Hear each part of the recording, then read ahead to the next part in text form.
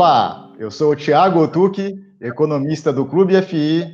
Estamos em mais uma edição do Clube FI Entrevista. E antes de chamar os nossos convidados de hoje, eu gostaria de deixar aqui um recado muito importante.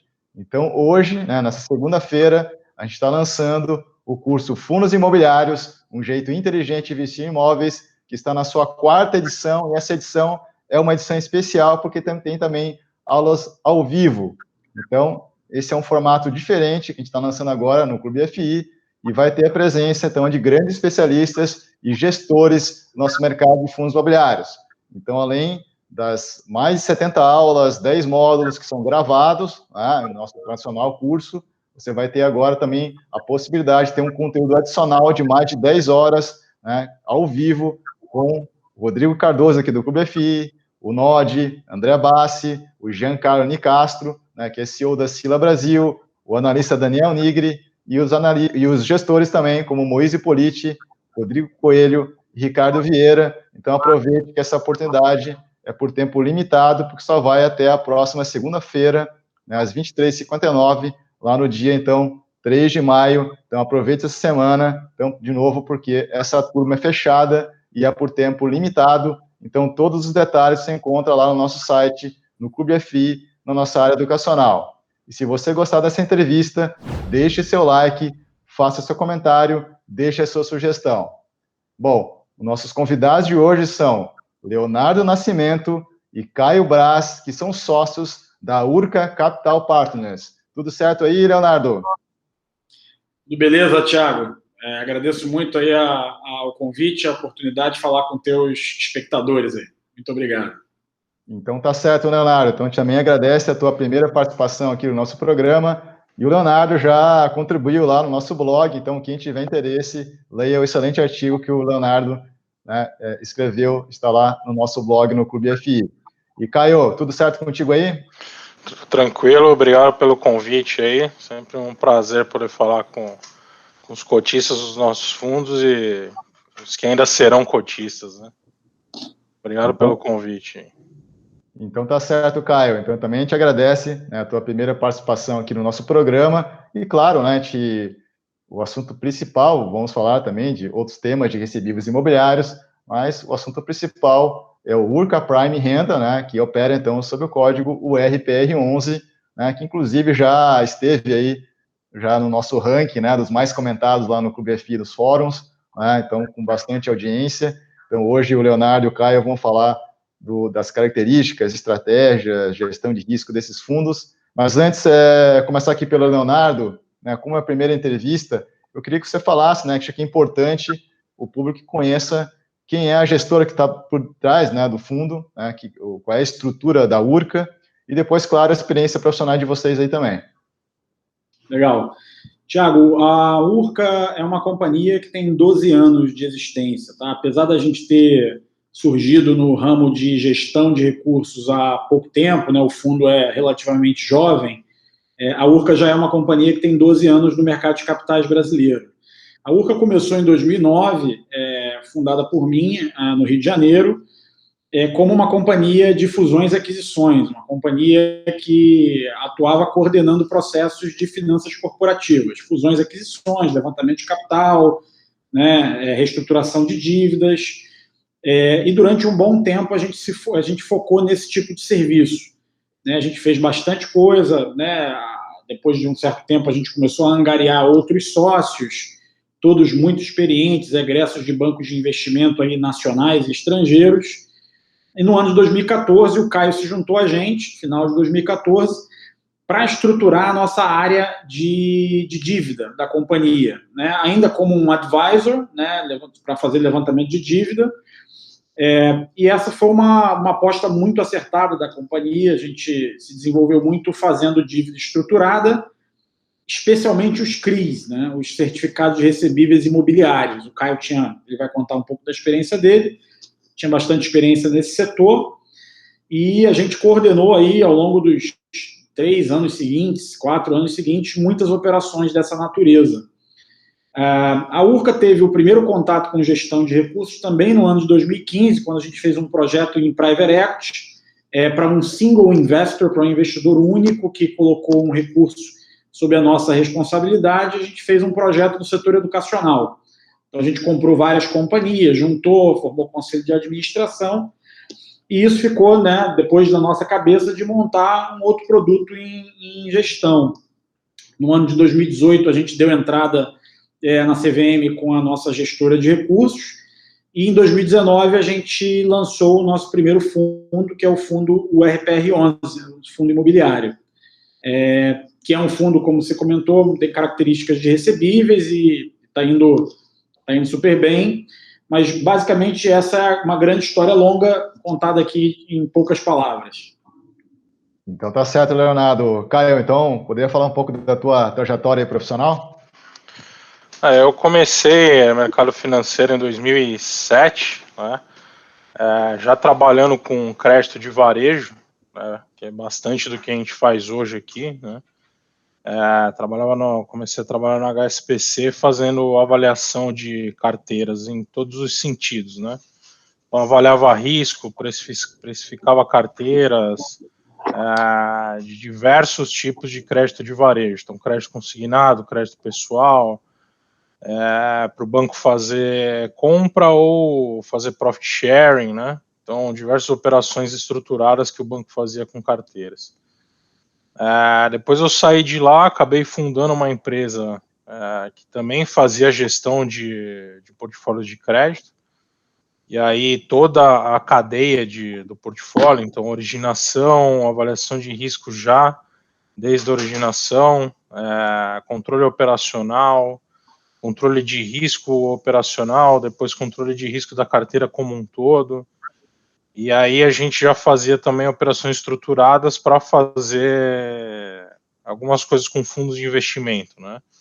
Então, muito FDIC, muita sessão de carteira, e aí que eu comecei a ter mais contato com o mercado de capitais em si, voltado para essas estruturas de dívida diferentes, né? Em 2014, eu comecei a fazer isso mais focado no mercado de capitais em si, né? Aí, de forma independente, eu tinha saído da empresa que eu tinha fundado lá atrás, e foi quando a gente se cruzou, né, numa operação de mercado, eu, o Léo e o Alex, que eu não sou sócio, e eles me chamaram para se juntar à Urca, né? E aí que a gente começou a fazer bastante operações de mercado de capitais, porque a gente acabou focando um pouco nisso, né? Então pegou bem uma transição de mercado ali, onde os bancos estavam saindo do financiamento imobiliário e os fundos estavam entrando, né? E aí juntou a minha experiência aí de operações estruturadas com créditos pulverizados, e a gente foi muito bem sucedido de 2015 até 2019, que foi quando conseguiu tirar o fundo do papel e começar a fazer operações só para nós mesmos, né? Bom, interessante, Caio. E o fundo, né, o RPR11, né, ele teve o seu IPO relativamente recente, né, foi lá meados de agosto de 2020. Então, eu gostaria que vocês falassem um pouco dos principais fatos, né, desde o nascimento aí para o público em geral desse fundo até o momento aí. O fundo em si foi aberto em dezembro de 2019, né? Então, o primeiro aporte do primeiro investidor para o fundo começar a operar foi em dezembro de 2019. Não lembro exatamente o dia, mas foi lá que o fundo nasceu, né? Então, a gente foi fazendo a primeira oferta aos poucos, né? A gente já tinha um bom pipeline para fazer uma oferta de 50 milhões de reais na primeira, mas sendo a primeira oferta foi mais difícil, né? Tirar do chão é sempre a parte mais complicada. Então foram entrando alguns investidores profissionais que eram do nosso convívio aqui, que já confiavam no nosso trabalho de operações passadas, e aí o fundo foi crescendo bem aos poucos, né? Um pouco antes de começar a crise do coronavírus, aí a gente tinha captado algo em torno de 14 milhões de reais, né, essa sistemática aí de investidores próximos e ainda sem investidores institucionais, né? E a gente ficou rodando bastante tempo com esse capital, né, investindo nos CRIs que a gente já tinha, com o fluxo que dava. E aí, depois que a gente conseguiu se provar um pouco nesse cenário estressante aí da crise, começaram a vir mais investidores. A gente captou mais 15 milhões de investidores institucionais e encerrou a primeira oferta do fundo. Aí que a gente abriu o fundo para negociação na Bolsa, apesar do fundo já estar listado desde o nascimento dele, né, em 2019. E aí o fundo começou a tradear, começou a ficar mais conhecido, e aí a segunda oferta já foi um pouquinho mais tranquila, digamos assim, né? Não tão tranquila quanto a terceira em termos de captação, né? Nenhuma oferta é tranquila de fato, mas aí as coisas começaram a melhorar em termos de captação de recursos a partir da segunda oferta. E aí a gente pegou esse cenário bem desafiador, tanto para a gestão quanto para a captação. Foi o ano de 2020, que foi bem complicado, digamos assim, mas a gente saiu bem sucedido dele. Certo. E, Leonardo, você quer completar alguma? Não, acho que a característica que o Caio falou, né, dos grandes eventos que marcaram, eu acho que, obviamente, o início, tirar um negócio desse da inércia é muito difícil, né, e anedoticamente, a gente estava negociando com esse investidor institucional ali, quase com um firme, quando veio o lockdown, né, março do ano passado, e aí foi um banho de água fria, né, todo mundo segurou, ninguém queria tomar decisão, mas depois que a coisa andou, a gente estava demonstrando, né, os ativos no portfólio estavam tendo um bom fluxo, e a gente conseguiu captar. Eu acho que foi fundamental o apoio desse institucional lá de trás, né, que, enfim, deu aí esse capital que fez a gente se tornar um pouco mais relevante. Quando a gente abriu negociação na Bolsa, e o público foi olhando o ativo, foi começando a ver a rentabilidade, a qualidade do portfólio, você entra numa espiral positiva, né? Você está fazendo um bom trabalho, está entregando um bom yield com ativos que tem uma qualidade boa no negócio. A nossa segunda oferta, a gente já foi para 45 milhões, então o fundo saiu de 30 para 75, né? E foi uma oferta que foi totalmente tomada, né? Então a gente teve demanda para ela, e o fundo veio performando muito bem comparado aos peers do mercado, né? Isso, obviamente, devido à qualidade da carteira, né, dos ativos que estão debaixo dela, de modo que na terceira oferta a gente já teve uma super demanda, a gente já não conseguiu atender a todos que gostariam, né, de colocar o recurso no fundo. O fundo foi ganhando aos poucos liquidez, né, porque isso é muito importante também para o nosso investidor, né, para o investidor de fundo imobiliário. Então o fundo foi ganhando liquidez, então começamos lá nos primeiros dias com menos de 100 mil reais de liquidez, hoje a gente está com uma liquidez média de mais de 1,5 milhão de reais dia. Então, acho que esses foram os grandes eventos aí e como o Caio falou, né, acho que o principal é que a gente nasceu no meio da tempestade, então a gente já se acostumou a navegar dentro dela, né? Então isso é importante. Sim. Então, hoje, Leonardo, o patrimônio do fundo é quanto e quantos cotistas já tem o fundo? O fundo tem um patrimônio, o valor patrimonial do fundo está em torno de 165 milhões, e a gente tem perto de 7 mil cotistas. Certo, já é um número de cotistas bastante relevante, até pelo tempo pequeno, né, de vida aí do fundo. E realmente, esses últimos meses, o grande foco aí do mercado tem sido os fundos de recebíveis imobiliários, principalmente com essas características do URCA, né? A gente vê muito isso no Clube FI. Sempre os mais comentados das semanas, né, dos 5 ali, no mínimo 3 são fundos de recebíveis com essas características, né? Eu tenho também conversado aqui em outros programas com outros gestores desses fundos, né? Então a gente pode, aí vem a minha pergunta, né? Enfim, é claro que isso está muito vinculado ao alto potencial de retorno, mas que muitas vezes também o investidor iniciante, né? Esse mês de março a gente teve um bom crescimento de novo, né, do mercado, no número de cotistas do nosso mercado, né, pelos dados da B3, todo mês está entrando aí 30, 40, 50 mil novos investidores que muitas vezes não tem essa ideia, olham só para o retorno, mas a gente tem que levar em consideração também as características de risco dessas operações que estão dentro do fundo.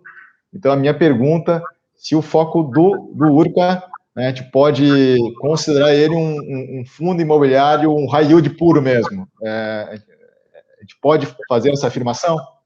Eu diria, Thiago, o seguinte, até costumo brincar, né? Sem dúvida, você pode fazer essa afirmação. O fundo é um fundo que tem uma meta de entregar um retorno alto para o investidor, Mas o problema é que essa afirmação ela vem acompanhada de todo mundo acha que se um fundo é high yield, ele também é high risk.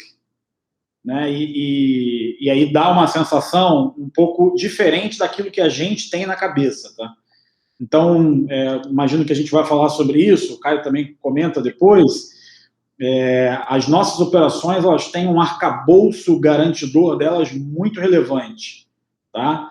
E eu acho que é por isso que a gente prefere até, às vezes, crescer um pouco mais devagar do que os nossos competidores, porque a gente é mais criterioso nas operações, a gente não abre mão da nossa taxa nominal, do que a gente quer entregar de yield, mas também não abre mão do rigor técnico em constituição das garantias, do arcabouço garantidor das operações. Então, sim, a resposta à pergunta, o investidor tem que olhar para o nosso fundo como um high yield, mas eu sugiro mergulhar um pouco mais nas operações para entender se o risk é tão alto assim, entendeu?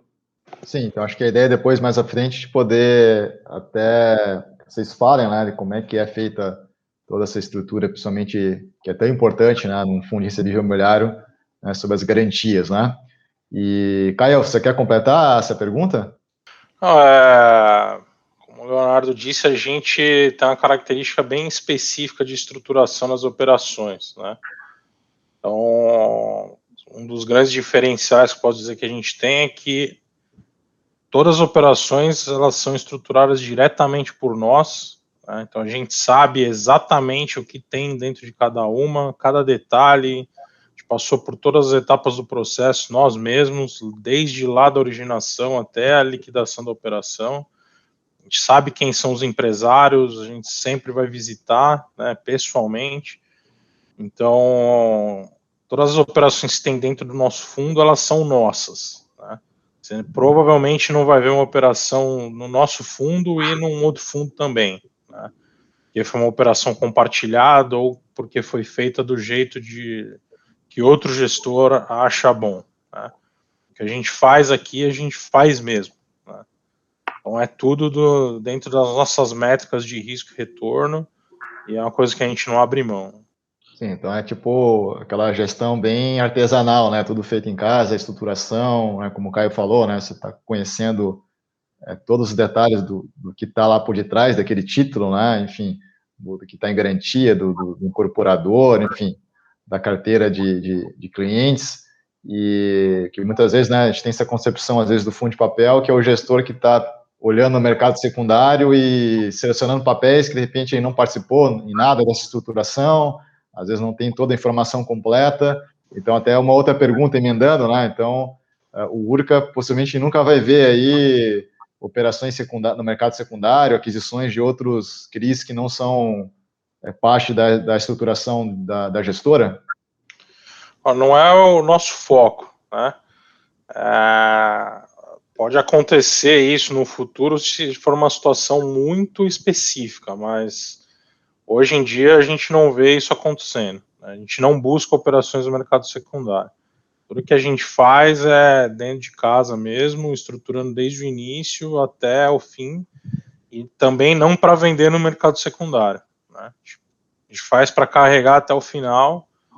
Se o cenário mudar lá na frente é uma outra história, mas hoje as operações são feitas para entregar yield para o investidor, não é para trade, não é para pegar oportunidades de negociação. Certo, e o Leonardo te falou uma questão importante que a gente nem tinha previsto aqui na minha pauta de perguntas, né, que está muito vinculada a esse holofote talvez muito grande em cima, né, da expectativa até de investidores iniciantes, muitas vezes, né, no retorno que estão recebendo nesse tipo de fundo, como é o caso da Urca, né? Acho que o Leonardo botou uma questão importante, acho que é a questão do crescimento saudável, né? Quer dizer, não adianta aumentar o tamanho dos fundos e começar a perder muita qualidade de crédito, né? Que daí sim você lá na frente vai ter algum tipo de problema aí, né, de riscos de inadimplência, enfim, perdas financeiras aí para os cotistas. Então, na tua opinião, Leonardo, quer dizer, olhando para o mercado imobiliário, né, enfim, do foco que é da estruturação de vocês, então tem que tomar esse cuidado nessas novas captações para que realmente você vá colocando aí títulos de qualidade dentro da carteira? Sem dúvida, Thiago, assim, eu diria para você, né, a gente, enquanto o gestor do fundo, né, como é que ele ganha dinheiro? Ele ganha dinheiro ou performando muito bem, ou crescendo o fundo, ou fazendo as duas coisas ao mesmo tempo, né? Então, a gente tem um foco de fazer as duas coisas ao mesmo tempo. Então, talvez uma coisa intertrava a outra, né? Você tem ali um peso e contrapeso. Por quê? Eu diria hoje para você que o fundo ele está tradando com um ágio de 30% do valor patrimonial na bolsa. A gente, mês após mês, está dentro da lista do pelo menos top 5, top 3, melhor rentabilidade. Então, o fundo está muito bem visto. Então, eu diria para você que eu não acho que a gente tenha dificuldade de levantar recurso, tá? Mas não faz sentido eu levantar recurso, primeiro, ou deixar recurso no caixa do fundo durante muito tempo, né? Porque eu vou jogar minha rentabilidade lá para baixo. E pior, é levantar recurso para investir em operações que não vão trazer essa relação risco-retorno que a gente gosta e que ela é de longo prazo. Só para você ter uma ideia, o nosso gargalo hoje de crescimento são boas operações. Então, a gente tem um time dedicado na companhia a buscar operações a gente fala assim, desde o barro. A gente vai lá na terra do cara, olha, muitos relacionamentos que a gente constrói com incorporadores vêm desde antes dele ter uma carteira, né? Então ele está construindo a carteira, ele está fazendo as vendas. Quando aquilo fica no ponto para a gente fazer a operação, a gente já está numa posição mais privilegiada para fazer, tá? Então, assim, o nosso critério, como o Caio falou, é originar do início, conhecendo todo mundo, toda a cadeia que faz com que isso se transforme num papel tradável e que eu consiga encarteirar no fundo, né? Então, a gente não abre mão desse fluxo. E por que isso? É muito simples, Thiago. A nossa origem é essa. A gente gastou muitos anos só fazendo esse tipo de operação, lá do início, e vendendo para os fundos, né, como advisor. Agora, a gente quer usar isso a favor do fundo que a gente faz a gestão. Então, a gente, cara, roda o Brasil inteiro.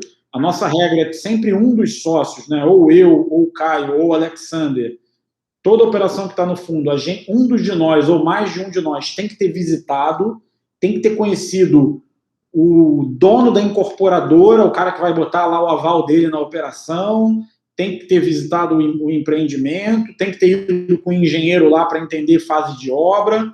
Então, a coisa é bem artesanal, como você falou.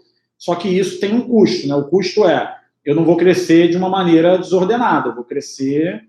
Então, você pode ter certeza que toda vez que houver uma nova oferta do RPR11, com certeza a gente tem pipeline dessa qualidade para um número maior do que a oferta. Certo, interessante, né? Então é aquela, né, assim, é gestão imobiliária raiz mesmo, né? Não é só ficar dentro de uma sala no ar-condicionado analisando documento, né? Não, de maneira nenhuma, cara. É muito raiz, muito raiz. Bom, e falando especificamente agora da carteira do fundo, né? Quantos CRIs a gente tem hoje na carteira? E você falou muito aí do potencial de retorno, né? Qual que seria a taxa média e o principal indexador aí desses títulos? Então, a gente está indo, se eu não me engano, para 11 CRIs, né? Depois das alocações da oferta, que estão programadas aí para terminar durante os próximos dias, né? E a gente está ficando com uma taxa de inflação mais 11,78, por volta disso, né, se eu não me engano, nas alocações. Antes a gente estava alocado 100% em GPM, né? Por razões até que óbvias, a gente, nessa nova oferta, tirando os papéis que a gente aumentou posição, que já estavam na carteira, as novas emissões são em IPCA, né? E provavelmente todos os novos papéis que forem sendo feitos, pelo menos enquanto o mercado estiver desse jeito, vai começar a ter mais equilíbrio, né? O nosso benchmark é IPCA, né? Então a ideia do fundo inicial era até ter mais exposição em IPCA. Por uma característica das carteiras que chegaram para a gente ficou alocado 100% em GPM, né? Mas a ideia é sempre manter essa taxa pré acima, 11,5 aí seria uma boa meta, né? Ela é até acima da meta inicial, mas a gente está conseguindo se manter acima desse patamar. Certo, até antecipando aqui uma pergunta, enfim, até fiz um tempo atrás aí, um vídeo sobre o histórico, né, do GPM e PCA, enfim, que isso também é que está trazendo esses últimos meses aí um altíssimo rendimento aí, né, para os fundos que têm carteiras predominantes aí como indexador o IGPM, né? Enfim, até os mais avisados não entendem isso, que em algum momento pode existir uma reversão, e realmente eu gostaria da opinião de vocês, né, do comportamento do IGPM nesse acumulado absurdo, né, de 30%, e se isso não vai, por exemplo, numa carteira de vocês, né, que é quase 100%, né, até então, como o Caio falou em IGPM, né, se essa forte alta, isso não pode, do outro lado lá, enforcar, né, quem está pagando lá a sua parcela, né, quer dizer, isso não pode gerar aí possíveis movimentos aí de inadimplência e tudo mais, pelo aumento expressivo aí do IGPM. Então, o que tem acontecido nas operações aqui, a operação em si está muito tranquila, todas as operações, né? Então, a gente não tem nenhuma operação em vias de dar problema por conta do IGPM. Mas porque a gente sempre tem muita gordura, né, na estruturação, e com raras exceções, as nossas operações elas têm uma característica de ter um colateral crescente, né? Então, como as carteiras vão sendo vendidas, né, o estoque vai sendo vendido e vai gerando mais carteira, o recebível ele vai aumentando conforme o tempo passa, né? Então, as gorduras que a gente tem, elas foram suficientes para que o papel em si continuasse sendo pago normalmente com sobras, mesmo com a alta do IGPM. Porém, o comprador lá na ponta não teve correção total, né? Então, a carteira ela teve vamos dizer, uma pequena baixa, né, do que ela seria normalmente. Porém, os papéis em si continuam extremamente saudáveis. O que a gente fez agora nas novas estruturações é dar pro loteador, incorporador, essa liberdade, né, para ele trabalhar essas renegociações. Porque pode chegar assim num momento em que a carteira não seja mais suficiente para cobrir essa diferença para o IGPM, a gente tem que renegociar o CRI, né? Então trocar o indexador do CRI, por exemplo. A gente está longe dessa situação hoje, mas a gente já se preveniu dela nas novas emissões. Porque a gente já sabe que o empreendedor não vai repassar o IGPM inteiro, né? E o IGPM ele vai sempre ser maior que o IPCA, pelo menos a história nos diz isso, né? E maior numa quantidade relevante, né?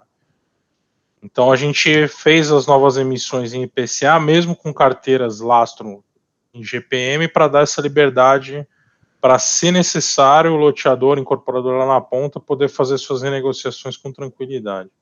Mas, Caio, tecnicamente falando, né, você tem um título, né, o CRI ali que está dentro da carteira do fundo, ele está ali, ele tem uma taxa mais IGPM, então aí explodiu o IGPM, aí, mas assim, o título ele tem que render a taxa mais IGPM, então quem amortece essa renegociação que você está falando é o outro lado lá, o loteador, né, o incorporador, é isso?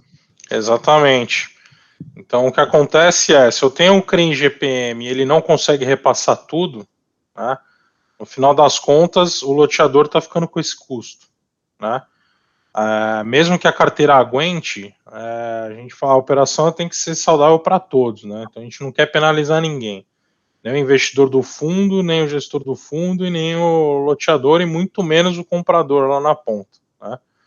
Que se você quiser empurrar para um comprador de um lote uma correção de 30%, vai acontecer que você não vai empurrar, né? Você vai simplesmente ter uma enxurrada de distratos, né?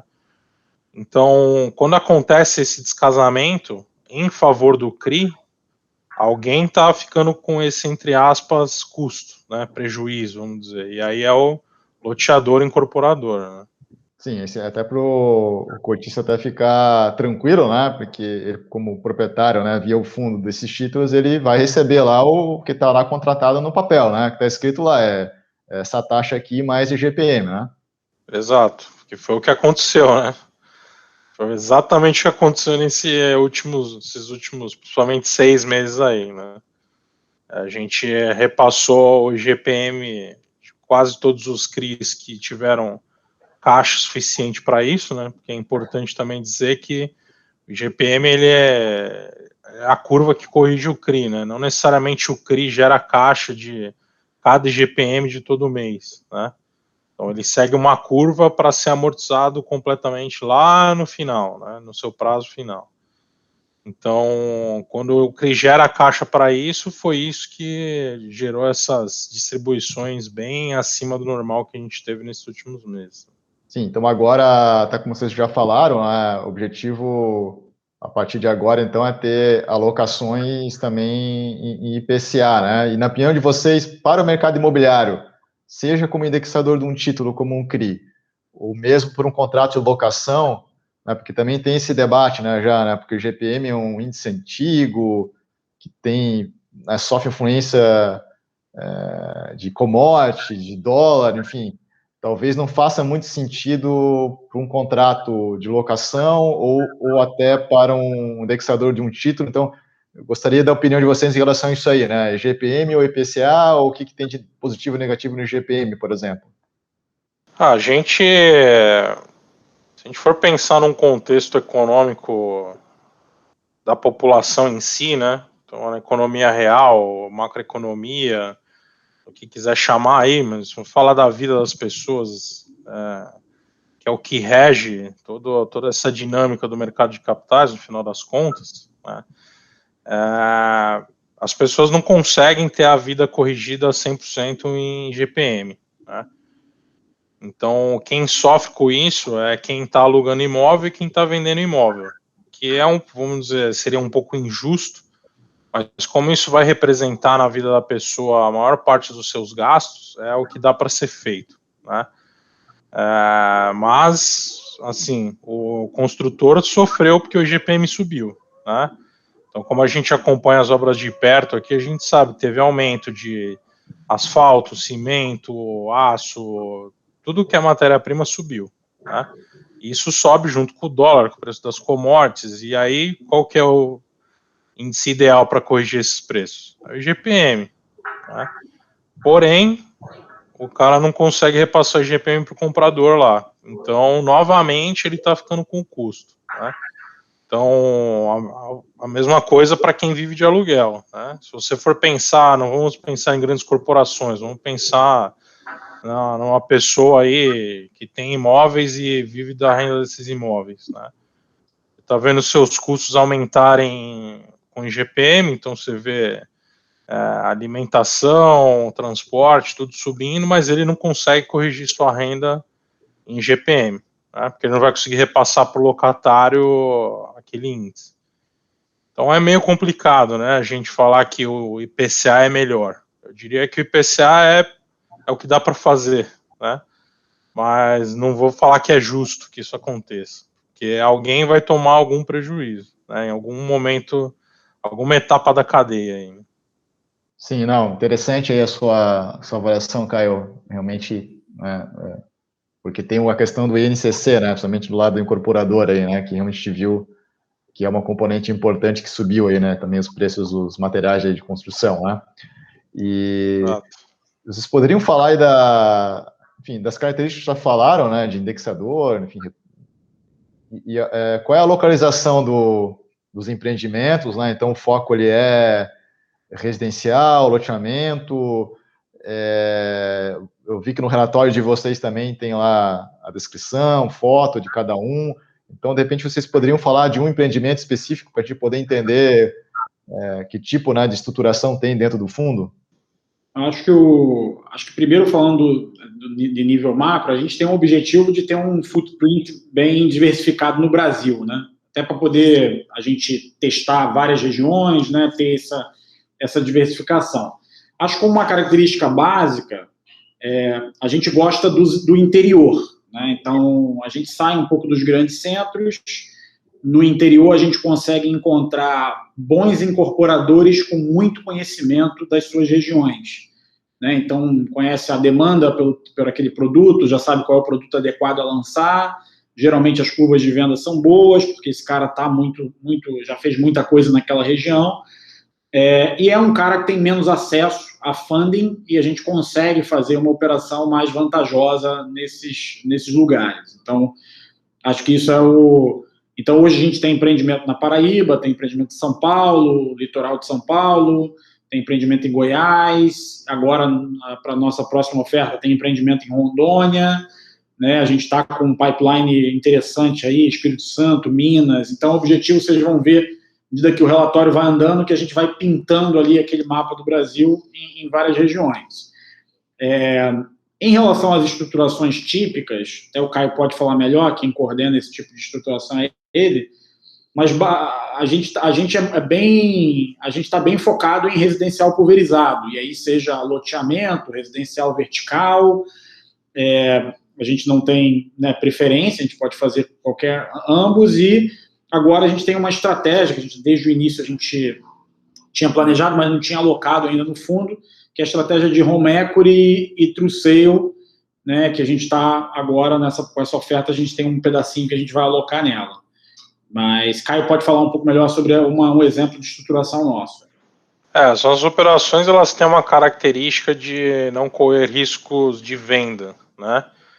Então, a gente aceita correr o risco de obra de 100% até, né? Então, se o cara não fez obra nenhuma, praticamente não fez obra, a gente não vê problema nisso, desde que o potencial comercial do empreendimento já tenha sido provado, né? E a conta econômica aí do empreendimento pare de pé. Parar de pé, a gente vai pegar os recebíveis todos, colocar a nossa taxa, mais as gorduras que a gente acha pertinente, de acordo com o que a gente enxerga de risco da região, risco de inadimplência, risco de distrato. Se essa conta for positiva, depois que a gente descontar o custo de obra, a operação ela é viável para a gente, né? Então, aí a gente passou da análise quantitativa e começa a análise qualitativa, né? Aí a gente vai olhar a região, ver as características econômicas, se não tem nada ali que possa facilmente impactar o fluxo do CRI, né? Então, isso é normal, por exemplo, em regiões que são dependentes de uma única empresa ou de um único segmento de negócio, né? Então, a gente checa isso e aí a gente entra nas diligências, né? Que são partes bem complicadas e complexas em cada etapa do processo da diligência. Então, tem que entender também, cada tipo de ativo tem uma diligência diferente, porque prédio é diferente de loteamento, que é diferente de casa, as aprovações são diferentes, as aprovações em cada estado são diferentes, né? E aí a gente entra fazendo a estruturação junto com a securitizadora, com os advogados, e aí passando na diligência a gente está com o papel pronto para investir, né? E aí a gente está começando essa estratégia de compra de recebíveis, que a gente fica com o risco do recebível em si, né? Então, a gente está fazendo isso para operações de home equity, que são operações que as pessoas dão seus imóveis como garantia de empréstimos, né? Então, se a pessoa não pagar o empréstimo, esse risco ele vai ficar com o fundo, né? A gente englobou isso numa debenture, né? Então, essa debenture ela vai ter não só o home equity, mas também um outro tipo de operação, que é o pró-soluto, né? É o financiamento do que sobra da compra de um imóvel, quando o incorporador está fazendo empreendimento Minha Casa Minha Vida, né? Então, ele financia uma parte, que é o pró-soluto, e a Caixa financia outra parte para o comprador. Então, essa é uma outra estratégia que a gente vai colocar dentro dessa debenture, que a gente criou só para alocar essas duas estratégias diferentes, né? A gente reservou uma parte do capital para fazer isso. Então a gente já estruturou essa debenture e a gente olha depois as operações individualmente para serem alocadas lá, né? Então, falando bem genericamente assim, são esses tipos de estrutura que a gente tem dentro do fundo hoje. Então, até uma dúvida, né? Então, você falou em debenture, né? Talvez nem todos entendam o que é uma debenture, mas a normativa hoje dos fundos imobiliários permite, então, dentro dessas características, sempre é vinculado ao setor imobiliário, que tenha também debentures dentro da carteira? Depender do regulamento do fundo, ele pode comprar qualquer título, né? Desde que seja vinculado ao mercado imobiliário, que é o caso do nosso, né? O nosso, a gente tem um compromisso com o ativo-alvo, que são os CRIs que são recebíveis pulverizados, né? E a gente pode alocar em qualquer coisa que tenha algum direito real sobre o imóvel, né? Então, nesse caso, a debênture se encaixaria nesse tipo de ativo, porque ela é lastreada inteira em outros ativos que têm direito sobre imóveis, né? Que são as parcelas de home equity e o financiamento imobiliário do Prosoluto.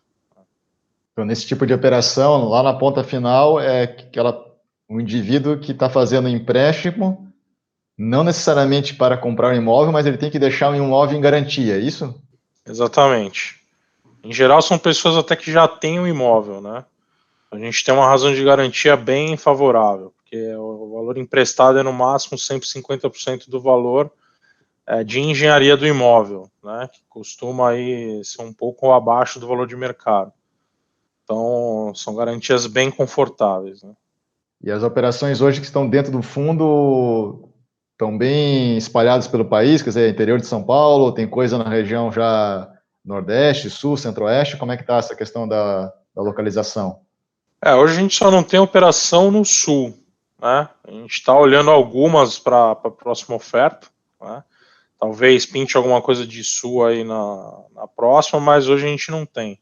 A gente está fazendo as alocações novas, vão ser em empreendimentos na Paraíba, no Sergipe e em Rondônia, né? Então, só Nordeste aí, basicamente. No Rondônia é Norte, né? Então, Norte e Nordeste aí, nas próximas alocações. Bom, então, aí do Rio dá um caminho, né? Né? É distante o negócio, hein? A gente esteve lá, tá, Tiago? Como eu falei, a gente foi lá em Rondônia e a gente ficou uns dias lá acompanhando lá o empreendedor, a obra, enfim, o empreendimento, visualizando tudo. Então dá um bom caminho, mas a gente não tem problema com isso, não. Então, agora, como é que funciona, né? Que esse é um aspecto importante, né, na avaliação de um fundo imobiliário. Como a gente comentou aqui no início, né? O fundo ele é um high yield puro, né? Mas eu já conversei com outros gestores aqui que não necessariamente são high yield puros, né? Tem carteiras mais diversificadas, né? Em termos de títulos, né? Riscos, mas que sempre comentam, não, às vezes a gente tem um alto retorno, né? Que é um high yield, mas pelas características das garantias, da gestão de risco, tipo, né? A gente não pode afirmar que é um high yield mesmo, né? Então, a ideia é que eu quero que vocês, então, comentem aí como é que é a parte de gestão de risco, em parte vocês já responderam, né? Mas daí como é que é a amarra dessas garantias, né? Tipo, o incorporador, ele entra como avalista, quer dizer, o imóvel está como garantia, essas razões, esses indicadores, eu gostaria que vocês comentassem aí. Então, para cada operação a gente tem razões de garantia diferentes, né? Porque a gente segue uma receita que a gente criou, né, ao longo de todos esses anos aí de modelagem, né? Então, uma coisa bem parte matemática mesmo. Então, cada CRI vai sair com um percentual diferente, principalmente de sobra de carteira, né? Que a gente avalia o risco de cada um de uma forma padronizada, porém cada um vai dar um resultado diferente, né? Mas a gente estabeleceu um parâmetro que abaixo de 20% de sobra nunca vai ter, né? Então, as nossas sobras de carteira são sempre de 20% para cima, né? Então, as carteiras sempre têm um fluxo muito acima do que o necessário para o pagamento do CRI. Significando que, para começar a dar problema, a partir do momento que o CRI é feito, a inadimplência tem que subir. É sempre mais que isso, tá? Mas diria, na melhor hipótese possível, 20%. Na melhor das melhores carteiras que existissem, vamos dizer, né? Essa razão dos nossos CRIs hoje, ela está entre 35% e 50%, né? Então, eu diria que o nosso pior CRI, para ele começar a dar problema, pior, né? Não existe pior. Mas o CRI que tem menos sobra, para começar a dar problema, a inadimplência teria que subir 30% a 35% da inadimplência inicial, né? Além disso, garantia é tudo, né, basicamente, do empreendimento. Então, a carteira, o estoque, tudo que é vendido do estoque de carteira, ela entra para dentro do CRI, ou o terreno do empreendimento que tem os direitos de incorporação, ou a própria empresa, se for uma SPE, né, ou uma empresa que só tem o propósito daquele empreendimento, que tem os direitos de incorporação, entra como garantia, e sempre tem aval dos sócios. Né. Para que tudo isso? Porque quando dá algum problema, por experiência que a gente tem, é por algum problema de gestão mesmo ali do empreendimento, né? Então, caso a carteira não performe bem, a gente tem condição em uma execução de tomar o empreendimento e dar continuidade a ele. Aí seja ou para revender a carteira e liquidar o CRI com juros e etc., e aí mantendo a rentabilidade do fundo sem prejuízo, ou mantendo o CRI, depois que a carteira estiver sanada, também mantendo a rentabilidade do fundo. Né? Então, as nossas estruturas elas são prontas para que, em caso de problema, a gente assuma o empreendimento e resolva, sem prejudicar a rentabilidade do fundo, isso que é importante. Né? Então, mesmo em casos de default, aí, em caso de inadimplência dos CRIs, a gente teria a condição de recuperar e trazer a rentabilidade do fundo de volta. Sim, então a equipe da Urca, ela tem uma capacidade técnica numa situação extrema dessa de fazer essa gestão num caso extremo desse, então, é isso? Exatamente. Que a gente não é em situação de default, mas no dia a dia a gente já põe essa, vamos dizer, essa competência que a gente tem em prova e em trabalho mesmo, né? Então a gente teve problemas aí nesse ano de pandemia, né? Teve empreendimento que teve problema inicialmente de inadimplência, teve empreendimento que teve problema de obra por causa de lockdown, teve empreendimento que teve problema de venda por causa de lockdown também. Então tudo isso a gente atua com o empreendedor lá para ajudar a resolver, né? E a gente atua mesmo. Então, ajuda a fazer campanha de venda se precisar, ajuda a arrumar novos fornecedores de material, uma consultora nova se precisar. Por tudo isso a gente passou nessas operações que tiveram algum tipo de engasgo aí por causa dos lockdowns, principalmente. Bom, interessante você falar isso, né, Caio? Porque muitas vezes você é cotista do fundo, você nem imagina todo esse trabalho que está por detrás, né? Então, até para justificar a taxa de gestão, né? Você falou, pô, mas estão pagando muita taxa, né? Às vezes os cotistas não têm a mínima ideia do todo o trabalho que é feito, né, dentro de uma gestora, somente uma gestora aí com operações estruturadas, né? Como é o caso dos recebíveis imobiliários, né? E até ainda falando da parte de riscos, o trabalho é muito de recebível imobiliário, é muito um conhecimento financeiro, imobiliário, mas também jurídico, né? Porque se acontecer um caso extremo, juridicamente isso é rápido de ocorrer, essas execuções, você ter na mão, no fundo, os imóveis que estão em garantia, por exemplo? Tiago, assim, a parte do arcabouço jurídico, ele é bem complexo, tá? E ele é bem sofisticado. Então, por isso que a gente gosta de fazer isso de maneira muito, muito bem feita, muito bem amarrada, né? Porque na hora que dá problema, você tem que ter isso à mão. O que eu costumo dizer, assim, a gente tem várias camadas de garantia que podem ser usadas antes de você chegar ao ponto de retomar um imóvel ou, eventualmente, executar uma alienação fiduciária das cotas da SPE, tá? Então, você tem a camada, a gente tem fundo de reserva para cobrir algum default, você tem essa gordura que o Caio comentou, que é a subordinação do CRI, né, que isso entra dentro do fluxo do CRI para cobrir essa inadimplência, você tem as próprias vendas de estoque que vão entrando dentro do CRI, vão compondo essa garantia. Então, mesmo no ambiente mais estressante que tivemos na pandemia, a gente não precisou chegar ao ponto de lançar mão de execução de um imóvel ou de execução de uma SPE. Mas sim, né, a modalidade de garantia sempre é a alienação fiduciária, que do ponto de vista jurídico e de execução é mais simples, então você consolida a propriedade sem necessidade de um processo judicial, você consolida em cartório e aí depois leva isso a leilão. Né? Obviamente que assim, nós estamos no Brasil, o Brasil é um país bastante difícil e bastante lento em relação a esse tipo de de coisa, mas eu diria que a gente está no que há de melhor dentro da legislação brasileira em termos de garantias. A nossa expectativa é não precisar chegar lá, né? A gente consegue resolver por conta dessas gorduras que a gente tem antes na operação. Mas assim, o que a gente pode garantir para o cotista é que todas as medidas judiciais e todas as garantias judiciais que a gente precisa, os nossos instrumentos sempre têm. Nossos CRIs sempre têm todas elas. Bom, interessante, Leonardo. Uma pergunta aqui, uma última pergunta para vocês, mais para o público que está começando agora, né? Vocês também acompanham o mercado de fundos imobiliários como um todo, né?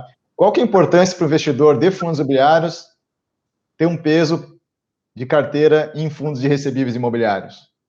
Eu acho que se ele souber o que ele está fazendo, ele consegue montar uma carteira suficiente em fundos imobiliários só nesse tipo de fundo. Tá? Mas é muito importante que o investidor olhe as carteiras dos fundos em si. Né? Fugir da tomada de decisão baseada apenas na distribuição de dividendos.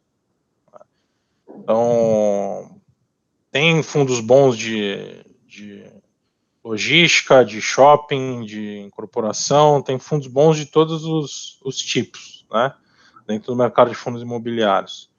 O importante é que o investidor saiba o que ele está fazendo, mas a classe em si do fundo não vai defini-lo, né, o que vai definir é a carteira do fundo em si. Então, baseado no nosso conhecimento aqui, a gente sabe que dá para montar uma carteira muito mais do que suficiente só com fundos de papel, desde que sejam bons fundos de papel. E, Leonardo? É isso aí, não, o Caio falou bem, eu acho que tem um ponto aí que é importante, né? O investidor, ele, na carteira, no portfólio de investimento dele, ele tem que ter um certo nível de diversificação para ele poder tentar rediar contra, eventualmente, algumas oscilações aí do mercado, mas dentro de fundo imobiliário, tomar decisões menos olhando o dividend yield e mais olhando para o que está debaixo daquela cobertura ali, né? O que está dentro da carteira do fundo. Os fundos recebíveis hoje, eles representam uma possibilidade de um retorno bastante atrativo em termos de dividendo, né? A participação nas ofertas públicas, que normalmente entrega para ele um ágio bom por conta do preço de mercado. Então, hoje está sendo uma ótima oportunidade. Então, faz muito sentido ele colocar uma parcela do patrimônio dele, se não todo, naquilo que ele está olhando em fundo imobiliário, para fundos de papel, né? Mas, acho que o Caio falou o mais importante, cara. Você não pode conhecer só o preço da cota e dividend yield do fundo. Você tem que conhecer o que está dentro ali daquele fundo. Isso é muito importante. Legal, Leonardo. Então, com o padrão aqui no nosso programa, né, a gente está chegando agora na parte final, eu gostaria, então, que vocês fizessem, então, as considerações finais para a gente poder, então, encerrar a entrevista. Então, aproveitando o gancho aí, Leonardo. Vamos lá. Não, eu quero agradecer muito, Thiago. Acho que esse tipo de bate-papo aí é muito legal para que o investidor conheça diretamente o gestor, né, aquele que está trabalhando para entregar aquele resultado que ele vê. Uma consideração final importante é que, no nosso caso aqui da Urca, a gente gosta de ter um relacionamento muito próximo com o investidor, então os canais da companhia estão sempre abertos, a gente não deixa de responder a nenhum e-mail que chega pelo nosso RI, tá? Telefones dos escritórios, então todo tipo de explicação que a gente te deu aqui em forma de entrevista da carteira, o investidor pode nos inquirir também e vai receber sempre uma atenção especial, obviamente não importa o tamanho, e acho que é um pouco isso, acompanhar o crescimento desse mercado e tomar muito cuidado com o que está debaixo da carteira dos fundos. Isso é muito importante, né? Então, eu queria deixar aí uma saudação para os teus seguidores e dizer que foi um grande prazer estar aqui com você e, obviamente, a gente vai estar sempre que for convidado para explicar aí aos investidores como funciona o negócio. Caio?